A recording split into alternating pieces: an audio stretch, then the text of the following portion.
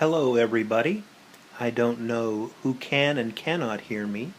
I don't know if I'll have someone to type tonight, but welcome to the Snowflake class. I'm going to start by making a simple paper cutout snowflake. There is a grid in the community downloads that you can use, and on the layer below the grid I use vector to make a shape. So now, with vector set to 100% and erase, and also the mirror for horizontal, I'm going to cut it out like you would cut out a paper snowflake. If you make a mistake, just set vector back to on and fill it back in. Excuse me, over.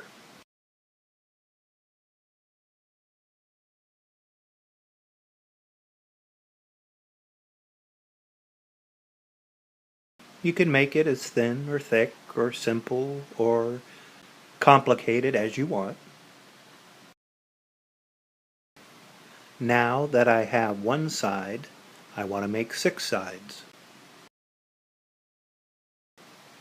I use copy and transform to get the sections. Then I merge them together, copy down and repeat. Merge them together and you have your snowflake. Any questions so far? I used the grid, which has two 60-degree angles, to make the cutout. So now we have this paper cutout, which is pretty, but it looks kind of flat. So I'm going to copy and transform and resize to try and get some depth and some detail into the snowflake.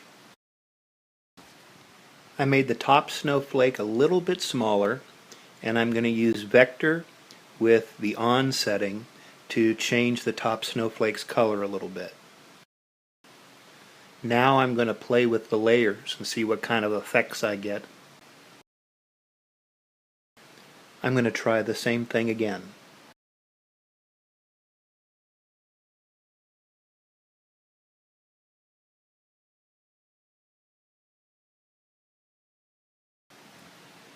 Another thing you can do with the on setting is use a brush and get some texture on the snowflake itself.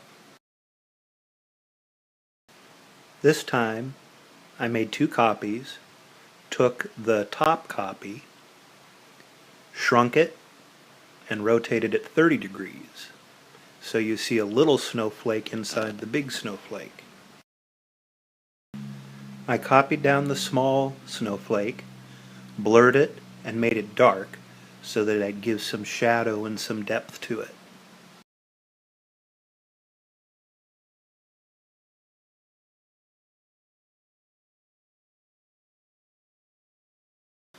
Once you make a snowflake, you can also turn it into a brush.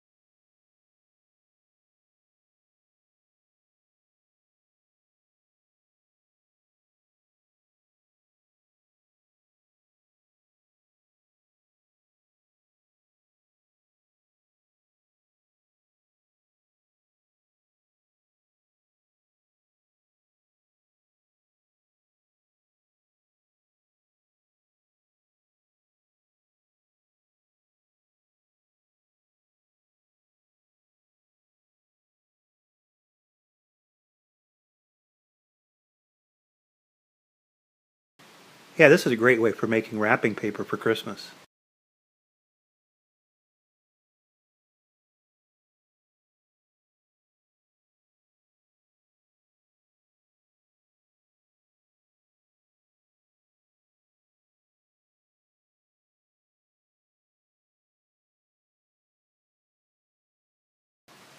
Snowflakes are fractals. So once you have made one shape, you can transform it and shrink it and enlarge it and move it around and use that shape over and over and over again.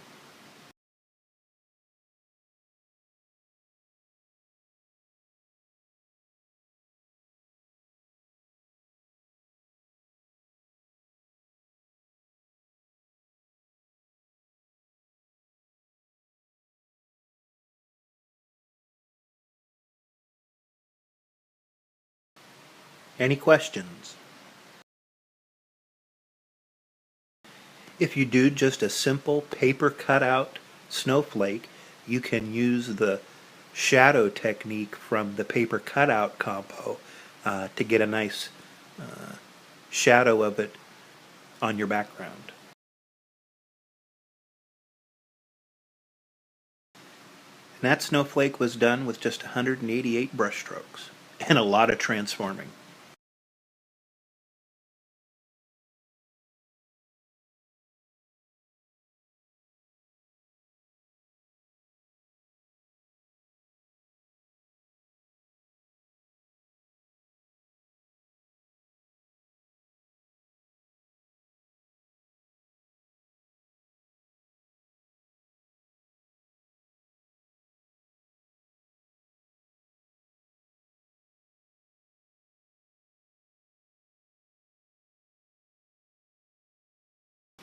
So who's going to make a snowflake? Or two, or three, or four, or 200? Happy trails to you until we meet again.